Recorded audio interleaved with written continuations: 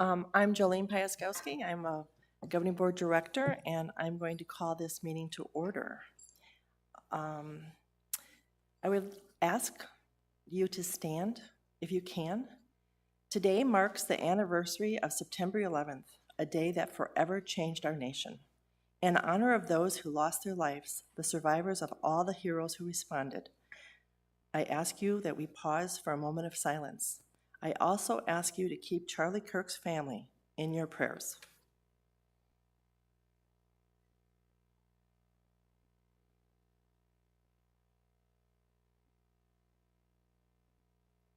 Please remain standing for the Pledge of Allegiance.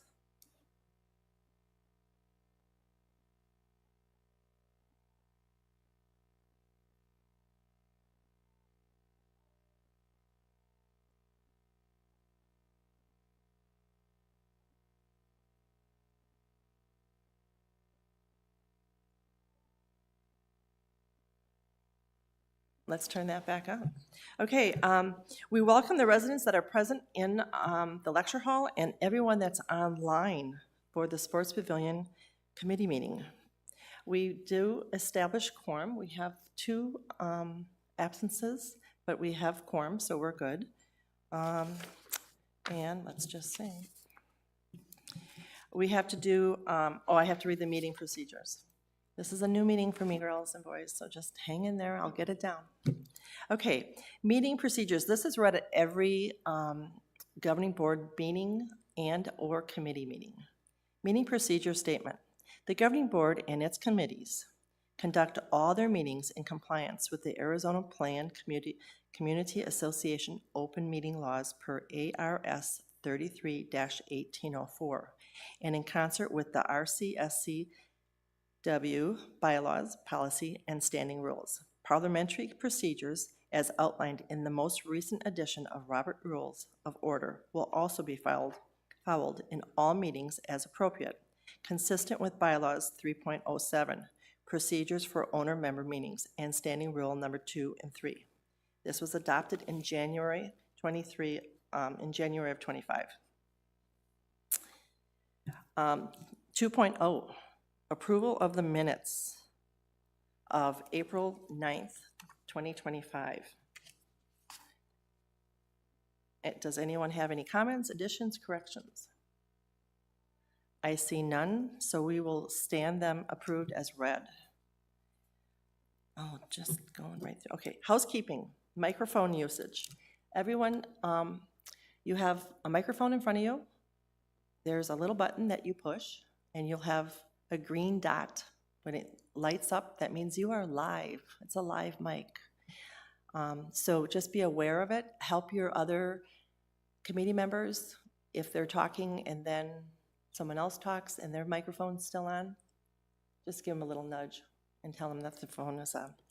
Okay, we're going to do some committee introductions right now, and we're going to start down here with Bob, and just give us a brief synopsis of why you're here, how long you've lived here, whatever you want to tell us. I'm Bob Edge. I've lived in Sun City West for 10 years. Since that time, I've participated in a number of different bowling leagues, a number of golf leagues. I'm here because I was asked to join the committee, rejoin. I'm a former member, and feel there's a little bit of unfinished business that I'd like to pursue this year. Also very happy with the progress that's been made in the last 4 or 5 years in the rec center. I think Gary Zarek coming on board is a good addition. Made a lot of positive changes. Would also like to acknowledge Jolene for inviting me, and hopefully some of my past experience can be to benefit of this committee. Thank you.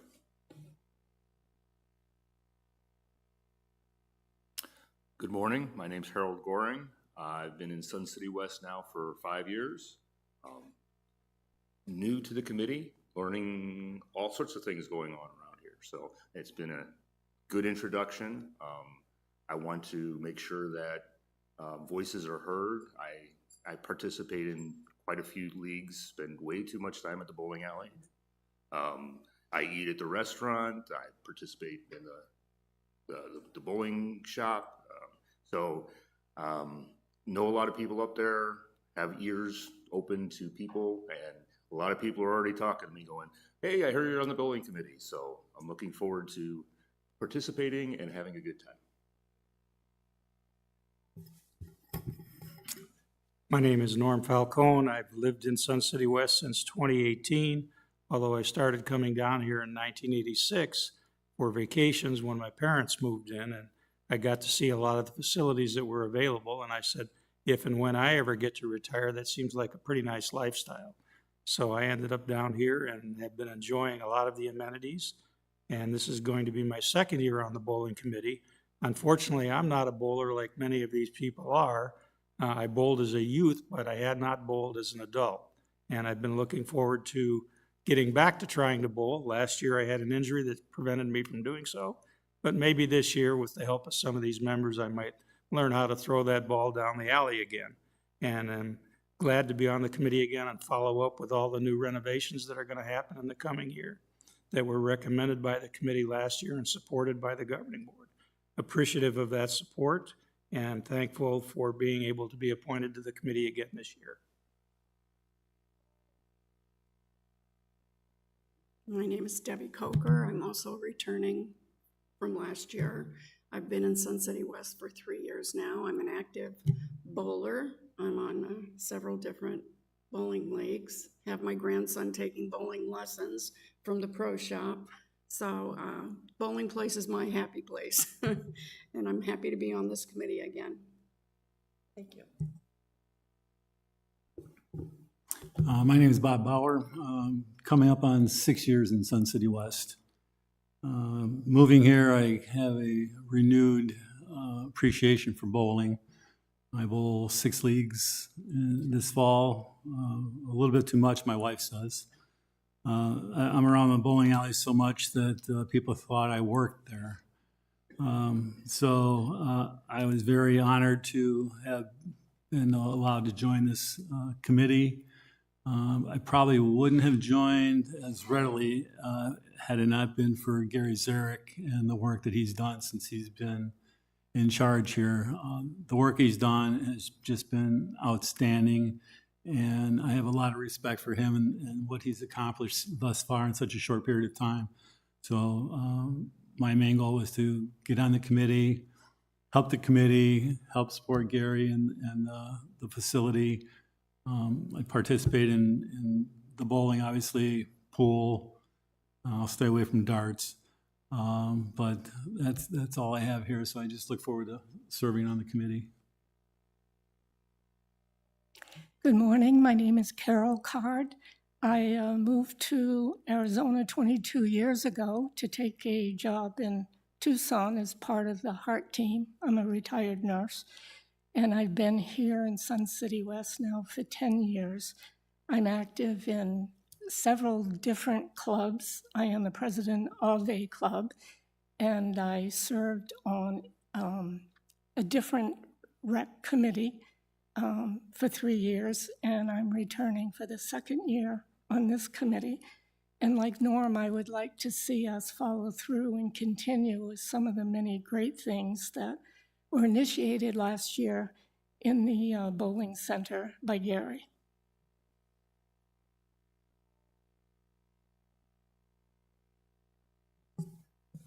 Good morning. My name is Gary Zarek. I'm the manager of the Sports Pavilion. I have been honored to have this job for the last 16 months, and it has been an absolutely incredible experience.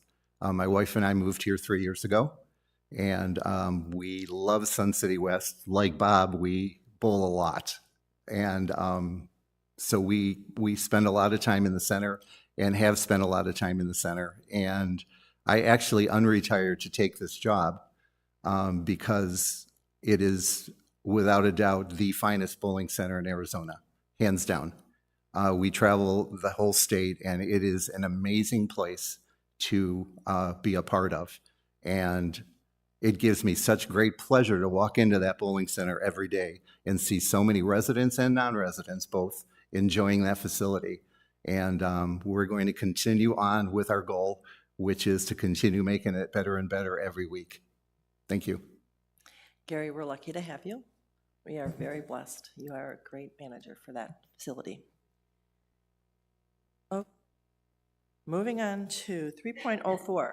Our CSCW has a new hub. I don't know if you've all been on board docs in the past. Not our favorite place to go because it's not an easy, it wasn't easy to manage. You couldn't do a back thing. I mean, it was just crazy. However, we now have a new hub, and Karen is going to go through it a little bit with a cheat sheet note. So here you go. Thanks, Jolene. My name is Karen Repkin. I'm the assistant to the governing board. And the governing board is excited because we have the opportunity now to introduce the new board docs. And so there is no more board docs. This is now what we're going to use as our governance document repository. So a governance document repository is what? It's where we find our governing board and committee meetings, the agendas, the minutes, the governing board documents like bylaws and policies, and anything that's essentially governance related. So it's called the RCSCW Governance Hub. I'm already calling it just the hub. And it is where everybody in the community will go to look for everything board related. So I'm just going to show you quickly as I scroll down the home page of the hub, what it kind of looks like. So it's very important to understand that this is kind of like a newspaper page, right? Whenever you go on an online site, you always have to remember to scroll down to find content. But I'm going to just do a very brief overview. And right up in the right-hand corner of the homepage, you see where I'm going around the schedule of meetings. This is a tiny little calendar that will allow you to find meetings. So I'm not going to click on today. Well, I'll click on today because here we are in the Sports Pavilion meeting. There is a delay in the broadcast on YouTube, so I don't want to confuse the viewers at home. But I'm going to click on this afternoon's golf committee meeting. And so, for example, what happens when you use that calendar to click on any meeting, that's orange, and I'll get into that in a minute, and underlined, it means the agenda's up. So here is this afternoon's golf committee meeting. So agenda. So just like what we're looking at for Sports Pavilion right now, there's an agenda up. You can view a video, the YouTube video from here. You can split screen it. I won't get into a lot of those details because, as Jolene mentioned, attached to the agenda today for the Sports Pav meeting is a cheat sheet that you can follow, or you can call me, and I'll show you that in a minute. But what I really want to come back to is if we click on a date like September 18, notice it's not underlined, the box is not orange. It's because the agenda has not yet been posted. So again, I'm going to try to scroll slowly. Hit the back button here to go back to this little calendar, and notice that the properties meeting from the past is orange. You can look at past meetings, or I'm going to go back to where we are, September 4, and oops, it's not September 4, it's September 11. I wish it were September 4 again. Anyway, so let's go to September 11, and you can see again the golf committee as the sports pav there. It's underlined, the box is orange. It means the agenda is available. So I'm not going to spend a lot more time other than to go back to the home page. So I click back to the home page. And by the way, it says home up here, so you know you're on the home page. You can see pictures that rotate. And if you scroll down, notice all these little tiles. I'm not going to go into a lot of them. If you click on the governance library, that's where the bylaws and policies are for review. Document Center, that's where you can find all sorts of governing board related documents. You can get to the website by just clicking on this link. When there are policy revisions or bylaw revisions that the board institutes, we put them up for review. Those will appear here. But what I really want to show you, and it's going to be the last thing I talk about, is subscribe to meeting notices. Notice if I click on that, and again, scroll down for content, you will find a list of all the board meetings. So for example, you can see there's the golf committee, you can see the sports pavilion, you can see all the board meetings. Any boxes that you click, you put your email and address in at the bottom and hit subscribe, and you will receive notices of those meetings in your email inbox when I make the agendas live. That's what triggers those emails. So that's a new feature on the hub that we did not have with Board Docs. So again, I'm going to go back. This is another way to go to the home button. I always do everything methodically. So on the home page, I'm going to go all the way down. Last thing I'm going to mention is here is all my contact information, my phone number, my email address.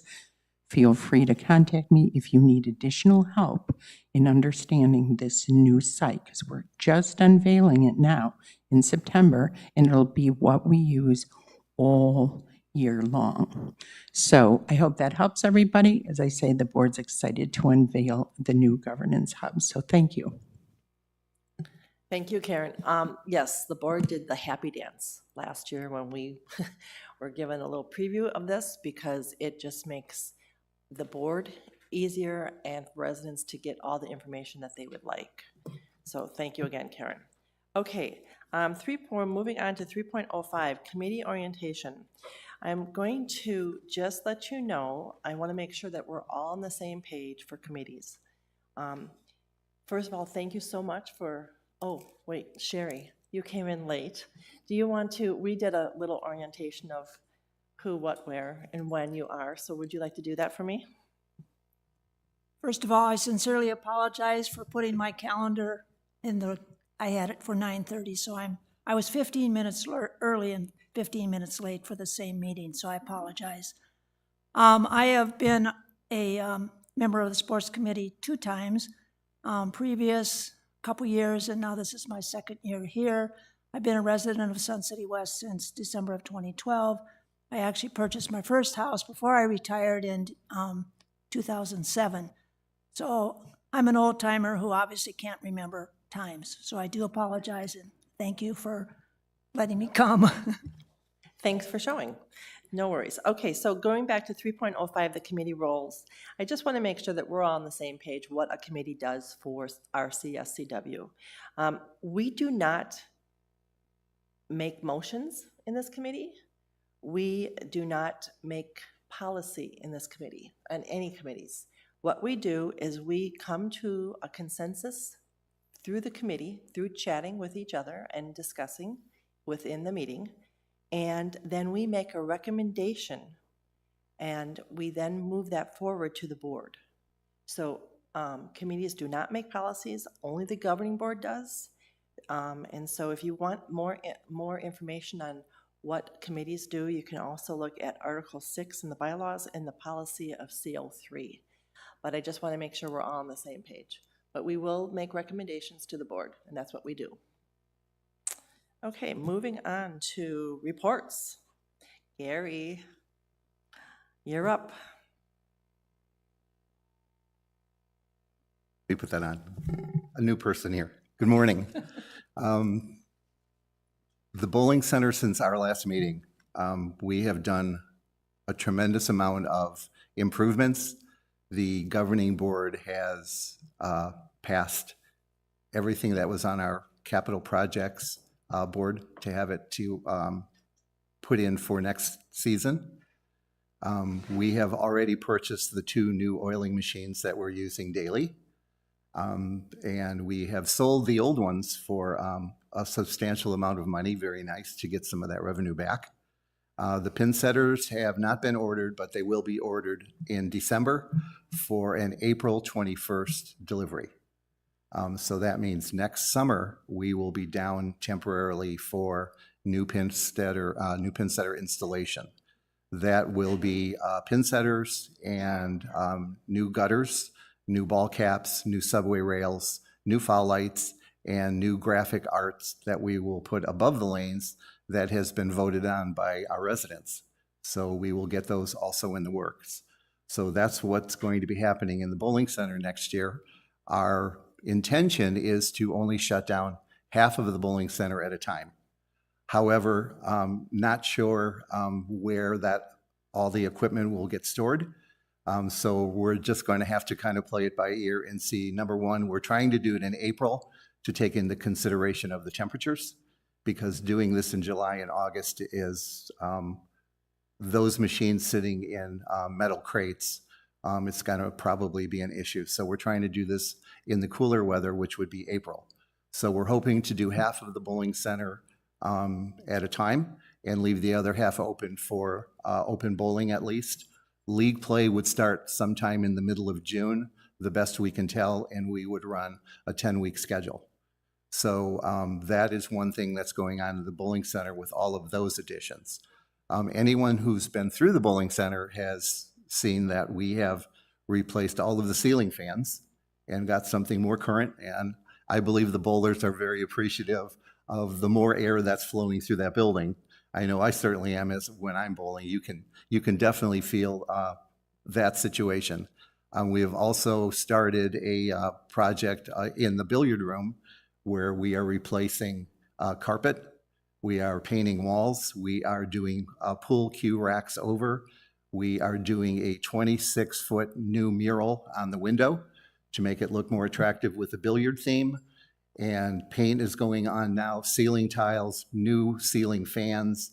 So the room is getting a total update. And the best I can tell from residents who have lived here a long, long time, this room hasn't been done in 20 to 30 years, the best I can tell. As a matter of fact, I have a piece of could be the original wallpaper that is amazingly thick and ugly. But so we're trying to revamp and freshen that up. Everyone knows that the billiard room or the pub is also getting redone. Carl is doing an amazing job in that room. It is coming together for, it looks like a October opening, the best we can tell. I don't have his exact dates. We are still installing coolers and glass cleaners and racks to hang our glasses on. So I also have a meeting with them at 11:30 today to work out some of the logistics. But it is coming along, and it's going to be absolutely an amazing place when we're done. So that's another very exciting thing that's going on. Also, there is signage, new signage that's been going on the building. I know Russ is working on it. I don't have delivery dates as far as when that's going to happen, but I know he's working on new signage for identification to the pavilion, because I always hear we can't find the place, you know, and if you go around the back, there's one set of signage, and if you go around the front, it doesn't say anything about the bowling center. So he's going to do something there, and I know at one time there was a large sign hung on top of the building that was taken down, and I don't know what the signage is going to be, but I know that Russ is working on it to get that taken care of. One of the most exciting things that's happened since last year is new ownership of with the Pavilion Grill. Lindsay and Wesley Soto have been amazing with their new menu. They're willing to make a bowling menu that fits our bowlers, to stay open later on our later evenings when the pub is open. They will do some food service in there, even if it's after 8 o'clock. They are more than willing to flex their hours to keep everything open. So that has also been a very exciting and positive thing. I look forward to a long relationship with them because they want to be here and we certainly want to have them. Bowling lineage last year, we ended up with 317,000 games from June to June, from 2024 to 2025. 317,000 games were bowled. We made a plan this year where we weren't going to do a shutdown, just preliminary right now, but we doubled our output on lineage in August, where we were closed for the 2 weeks. We did not close. So from last year, we went from 8,000 games to this year to 17,000. So very good for the residents and the bowlers to come in a nice cool building when it's 110 degrees outside and use that facility. One of the other things that's really exciting is our resident-only Golden Rollers Bowling League starts on Saturday night at 5 o'clock. We were very nervous about how this was all going to work out and if there was going to be a lot of pushback, and all of that happened. And when the smoke cleared and everybody got it, we have 112 bowlers. We have 28 teams with a waiting list. So it's an absolute amazing situation, and we can't wait. So Saturday nights is going to be resident-only bowling. There will be no non-residents bowling that league. And in what was going on before that hand, we had 65 non-residents bowling in a red pin event. And so we got together. Stephen wanted us to take a look at something, and we came up with a league of residents, and we're very excited to see what happens on September 13th. We're ready, so hopefully everybody's going to have a great time. So if you have nothing to do on Saturday night, come on out and take a look, because we even have some employees bowling. Kirsten Peterson has a team, so it's going to be a lot of fun. So it's going to be a great time. And I think that's about it for this particular time. I don't think I missed anything. Okay, thank you, Gary. Great updates. It's amazing how many bowlers there are out there. Obviously, you got the whole Saturday night league filled. We have 32 leagues that are starting this year. That's a lot. 32 leagues, yes. Okay. Oh, yes, I'm sorry. That's another thing I have to ask. Any questions from the committee for Gary? Yes, Gary, you mentioned the new signage. I think that's a great idea. And there was an issue last year on a Friday morning. One of the bowlers had suspected heart issues, and Dana was working the counter, tried to contact the paramedics. I'm going to go through the story for those not familiar with it. Dana tried to contact the paramedics, and he spent a good 5 to 10 minutes on the phone. Whoever answered the phone was unfamiliar with Sun City West, unfamiliar with R.H. Johnson lanes, trying to get directions on how to get to the lanes.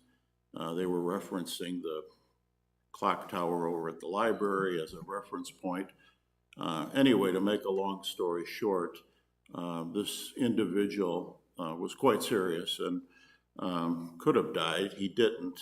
As soon as we finally got connected to the paramedics, they were here in less than 2 minutes. And not only did one company show up, 2 different companies showed up. We had about 10 paramedics in there, quite a circus. But I guess my question would be, the signage will help because they'll have a sign saying we're at the center, but has someone from either the rec centers or yourself or anyone else addressed this issue with the operator or receptionist at the paramedic place? This is really the first I've heard of it. I really haven't heard about this at all that I can recall. But I do have something I have to review with the fire department anyway. So I will get this addressed. Thank you. I don't know that it's the fire department issue, because when they were eventually contacted, they responded quickly. So I don't know if it went through the posse or if it went through the 911. I believe Dana called 911, and I would also probably suspect Dana reported it, maybe not directly to you, but should have been reported at least to the rec center office. Thanks. Well, having spent 42 years in law enforcement, I think the issue is the dispatch center, which I understand is not in Sun City West. So I think the inquiry may be made by our fire medical authority to that entity to find out why the delay and all the questions, because all they have to do is connect to Sun City West Fire Department, and they can keep people on the line for, 2 or 3 minutes to get information, but they can also push the button to make the call. So I don't think the problem obviously is not with our fire and paramedic services, it's with the dispatch facility. So maybe the chief can get that hammered out. Go ahead, Harold. My question would be, this is a bigger issue than just the bowling center. It would be Sun City West wide, and it should probably be addressed at a higher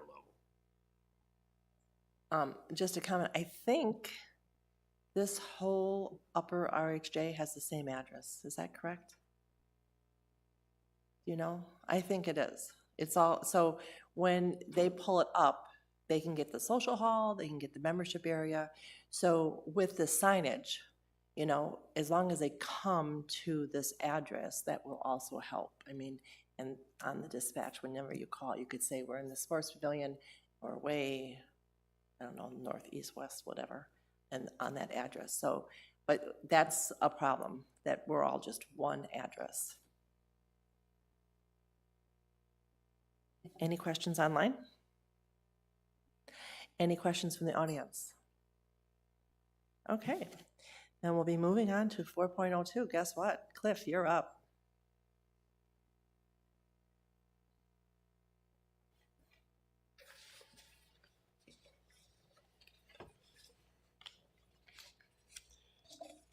Thank you, Director Piaskowski. Good morning, everyone. Good morning, committee. Happy to present the financial results for fiscal year 2025. Just a reminder that our reporting year goes from July 1st through June 30. So we just completed in June our fiscal year. So I want to go over the financial results from last year. I think you'll all be very pleased with the results. And I told Gary, you know, when you put a good year together, anybody that's ever been in business knows you got to continue to put good years together. So we look forward to continue the momentum there. Let's take a look at the financial results. So for the year, we finished at $111,000 favorable in operating revenue. All that, I think the additional lineage, I'll show that year over year on a slide coming up. But it was a great year, over 20,000 additional lines of bowling, which really helped the revenue side of the income statement. But looking at the expense side, came in $15,000 favorable to budget, pretty much right on budget with $1 million operation.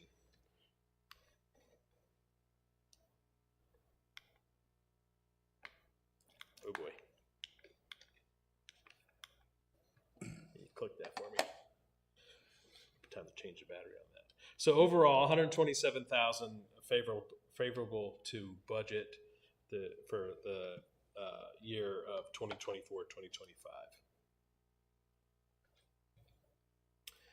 Looking against prior year, we finished $162,000 favorable to prior year, in revenue, $162,000 in revenue compared to prior year.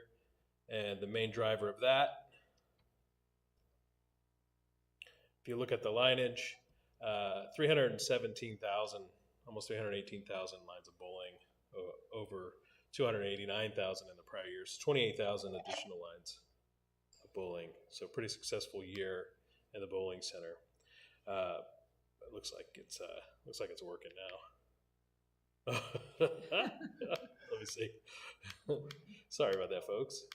Okay, so breaking that down over prior year, if you look at the different types, the different bowling revenue types that we have, we've got league, member, guest, promotional, and CMP. So every one of these areas we improved in, especially in the member open bowling, 54% over prior year, but overall 13% over prior year in the bowling revenue or bowling area.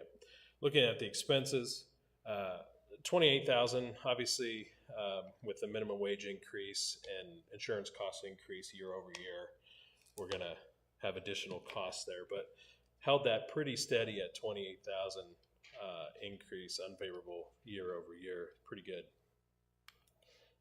So overall, 133,000 favorable to prior year.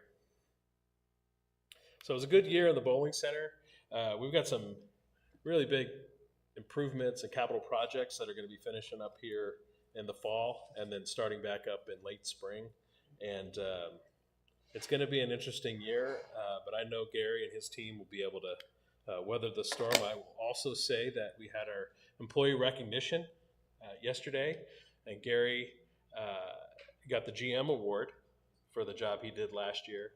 And Tammy Benton, who has taken on all of these additional leagues and put them together, she got Employee of the Year.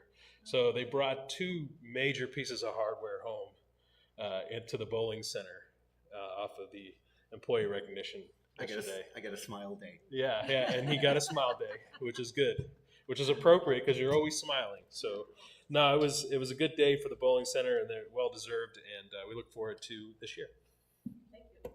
Thank you, Cliff. Any questions from the committee? Bob?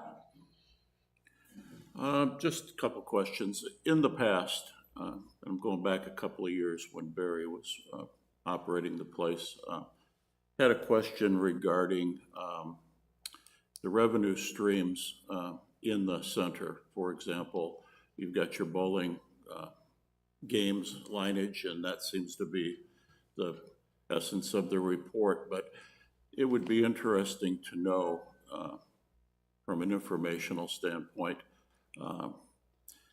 what kind of additional revenue we generated in the past, and that is the past, so forget about it now, but in the future when that Lizard Acre pub begins operating and we have the bands in there, we have the improved facility, just to roll those numbers into the consolidated finance reports seems to kind of obscure maybe whether or not that's a profitable operation or unprofitable. Yeah. So we actually do report that. It was on the manager. It's on the manager's report. He forgot to report it. So this is a Lizard Acres specific P&L, has gross revenues and expenses, operating expenses.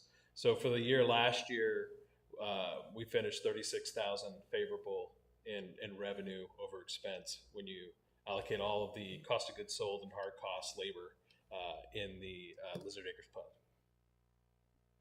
And Perfect. we'll report that monthly, and Okay. that'll always be in line with the financial presentation because his operations report is always right from the prior month, but we're always like almost a 2-month lag. Okay, But we'll continue to report that. that's exactly what I was questioning. Perfect. And second, kind of in the same line, we have a couple of renters in the building. I assume we call them renters, the pro shop and the restaurant. Yep. The revenues generated from those operations. Yeah, those are in the ancillary revenue area. So if you go to the P&L, can you bring that P&L back up?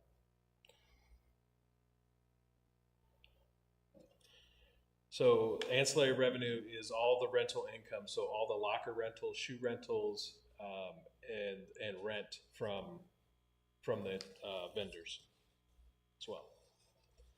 So that's in the ancillary revenue section. It's even in the presentation. We break it out as the ancillary revenue section. So that's where those are all reported in there. That's that category. And then food and beverage is the sports, is Lizard Acres, but it's gross sales. So sales plus cost minus cost of sales. That's what that number is, and that's why we put that separate P&L together, just to give some visibility into the labor costs and other things that go in. Okay, I just mention it because I think in people Yes. that I talk to, sometimes, they see all the money being spent in the center and they maybe don't realize it's actually a positive revenue generator. So. Yeah, well, it's definitely nice for context, but also important to remember these are amenities to the community, which are subsidized by the community. And the only center, the only amenity that pays for itself, and then some, as you can tell with the $200,000 favorable cash inflow, is the Sports Pavilion. Thank you. You're welcome. Any other questions from the committee? Any questions online? Any questions from the audience? Okay, so now we're gonna move on to new business. Thank you, Cliff. Thank you. Okay, new business. So we have 5.01 is committee goals and tasks and the timelines. One of our goals, or one of our tasks, is always reviewing the policies. We have 5 policies for bowling, and I have assigned them. I've asked the committee which ones they wanted to take on. And policy 1 will be Norm and Carol. Policy 2, Harold, you're new and you're by yourself. Policy 3 is Gloria. Policy 4 is Deb. And policy 5 is the 2 Bobs and Sherry. So what we will do is, hopefully, we have to have these done by December.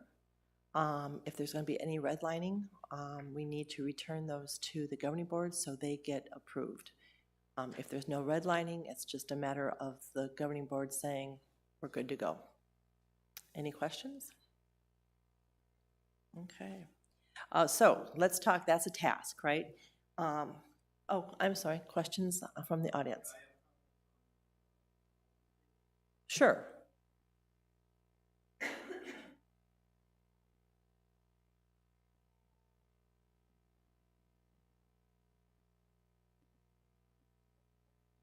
We need your record and name. I know you know that. Okay, we're working. Good morning, I'm Paul Kleckner, 128-508. I'd like to thank the general manager for being here, other directors who are being here that show a clear interest, the chairman, the members of the committee, and of course, Mr. Zard for the job that he's doing. Other people that are here to show their support of the organization. As we look through the Sports Pavilion / bowling lanes policies, I request that you consider the following. First, the association has an order of precedence to follow, in that bylaws take precedence over policy statements. So it's the foundation how the policy statements are developed. I'd like to point out one policy statement that, in my opinion, continues to be overlooked. It's in our governing document, general provisions of the bylaws, number 4.18.17, which says to determine in what manner and to what extent senior non-residents of Sun City West living in the neighboring communities may be extended association bowling privileges. I think that's important because there's a clear distinction between non-residents and senior non-residents. And that is clearly defined, or at least reasonably shown that there is a difference, because in 4.18-18, it says to determine the manner and to what extent non-residents of Sun City West living in the neighboring communities may be extended association golf privileges. So there's a clear distinction between what people as guests or non-residents can participate in both of those activities. Point out that we are a 55 community, and there are many references throughout the bylaws in sections 1 and 2 about being a 55 community. And then 4, Okay, why are we allowing? Excuse me. Your time is up, but hold on. As a committee, we have to just give an okay to let him keep speaking. Everyone, consensus? I'd like to let Pete continue. Okay, there you go. Okay, it's just a couple more things. The question is, why are we allowing non-residents in the age group of 45 to 55 participate in the facility when we are clearly a 55 community? And then on top of that, why would we allow people in that age group, 45 to 55, who are non-residents, have guests younger than that age, which is currently what's in the policy statement? In the in the association rules, regulations, bylaws, it clearly states that the only guests, the only people that have guest privileges are members in good standing. So I'd just like you to consider those things as you go through, to make sure that we follow the bylaws and consider the community, because it is for the community, for the 55 community, of which the reason we're here is we want to be with people our own age group. And then finally, this is specifically for Mr. Zarek. Gary, Gary has done so many good things. You can't, pick one or two or three. I just mentioned the last one that I noticed is the fans, which for a bowler that bowls regularly and as warm as it gets in there, that is just such a blessing. But it's just an example of how he does consider the bowlers, the everyday bowlers, to trying to make it a better environment. That's all I have. Okay, thank you. Can you do me a favor? Can you email me those bylaws? Just so we know that we can look at those. I mean, you rattle them off and I was like, okay, but if you could email me those so we can look at those. And I know that you probably know a couple years ago, we went through that policy for 45 and plus. So we can revisit that if the committee thinks we need to. I'm not a bowler, so I don't know, and I'd have to talk to Tammy maybe and see what type of numbers we have for 45 to 55 bowlers and leagues. I don't know that, and see if that really outweighs and go from there. But we will take that into consideration. Thank you. Okay, so getting back to our committee goals, tasks, and timelines. So the task is to go through our policies, and hopefully we will do that along with looking at the bylaws. Bylaws are a little bit different because we can't change bylaws, but we can maybe make a recommendation to the board if we feel a need to. And then we have goals. So like Gary said, we have new owners at the Pavilion Grill. They're just, the food is really good. I've eaten there several times. Wait staff might not be the best right now because they're still trying to figure it out, and when more snowbirds come back, they need to hire maybe a couple more people, but it's timely. So one of our goals or tasks is to make sure that all the clubs and the residents know we have a restaurant. So let me just give you an example. I was at Palo Verde Patchers, and we had the grand opening, and I announced our grand opening. There was 40 ladies there. I had at least 5 to 7 ladies come up to me and say, "What are you talking about? Where is this?" So along with new signage and hopefully getting club presidents to push out the Pavilion Grill's hours and information, their menus, their smaller menu, if they're gonna do a smaller menu after 5 or whatever, that's one of our tasks, is to help that. We all belong to different clubs, so hopefully we can push that out. Is that a good idea? Okay. And then, of course, Lizard Acres. Lizard Acres, in the past, there was a problem with Friday night bands.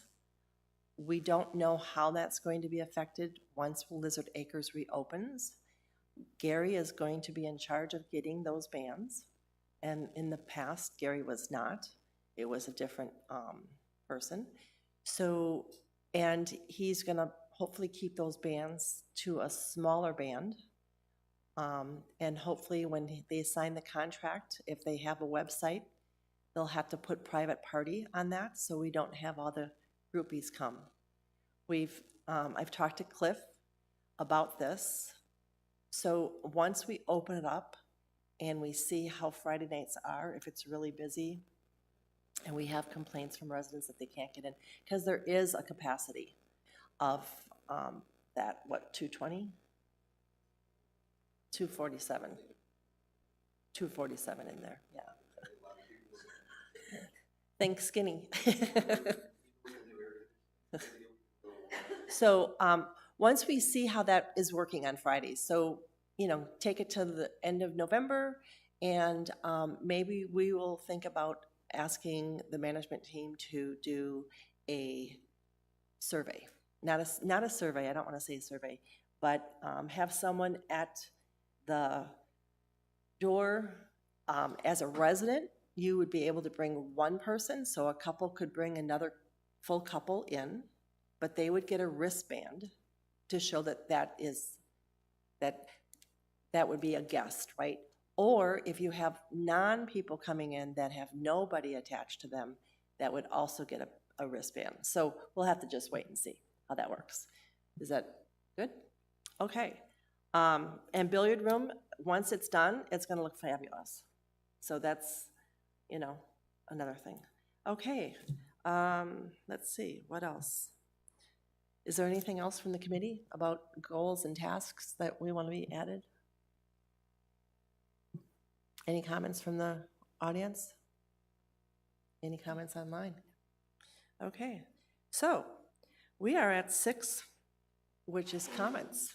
So 6.01, committee comments. So we can start with, we separated the Bobs. I don't know if you guys noticed that, because then I know who was Bob and Bob. So Bob, we'll start with you first, if you have any comments about the committee or anything about us. No specific comments. I just look forward to working with the committee again this year. Thank you. Harold? No comments at this time. No comment? No comments. No additional comments? I have a comment. Okay, go for it, Carol. I'm glad to see that we are going to take another look at this age of 45 people bowling.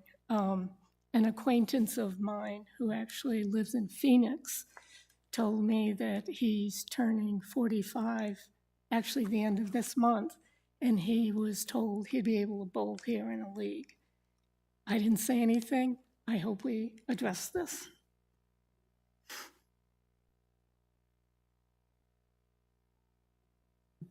Before I forget, the question I have is related to the dartboard people. Oh. Are the dartboards going back into Lizard Acres, or are they going to stay out in the? They are going back in the room. That is really good news, because especially on Fridays, there are a number of people that come, but it gets so congested in that area, and it's almost to the point that I think the fire department might not like the congestion that's created. It's not that they're gonna hit us with their darts, but there's so many people playing darts. Okay. And it really, because that's a full league that night, especially Friday nights, there's 120 people of league bowlers there. So it's really a lot. So I'm really happy. A couple more weeks. Okay. The other thing I'd like to add is, with the start of leagues,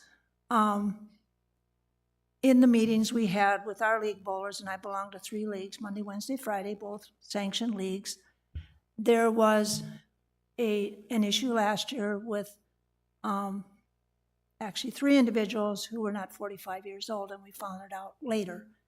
All 3 of them were eventually asked to leave the leagues, which they did. The age of 45 is really been, because it's a bowling policy, right? That many of our leagues don't have that many 45-year-old bowlers. Pretty much they're all outside, they're non-residents. I would agree that, it's nice to have residents have preference. Our league secretary always, and I repeat, always makes sure that the residents are allowed to bowl before any non-residents are allowed in our leagues. And there was one full team that was told 3 times that they could not bowl because there were residents who had preference. So we do our best when it comes to some of the other leagues. I know it's contentious always, but it fills our leagues up.